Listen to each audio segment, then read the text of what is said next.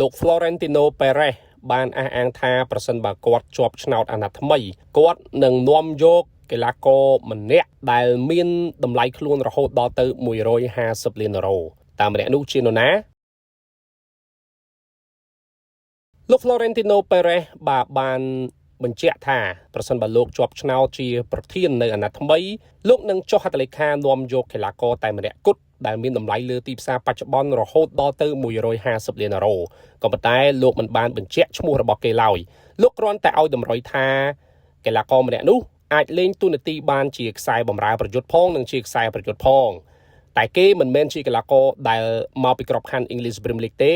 ហើយក៏មិនមែនជា Harry Kane ឬក៏ Michael Olise ដែរក៏ប៉ុន្តែកីឡាករម្នាក់នោះលេចធ្លោខ្លាំងនៅក្នុងក្របខ័ណ្ឌ UEFA Champions League លោកថាកីឡាករម្នាក់នោះប្រសិនបើគេមកចូលរួមជាមួយនឹង Real Madrid គេនឹងល្បីខ្លាំងដូចជាកីឡាករចំនួន3រូបដែលលោកធ្លាប់ទិញបានមានដូចជា Luis Figo, Cristiano Ronaldo និង Ricardo Kaká ចូលពុកម៉ែបងប្អូនសាកទីទៅមើលថាតើកីឡាករដែលលោក Florentino Perez ចង់បាននេះគឺជានរណាដែរ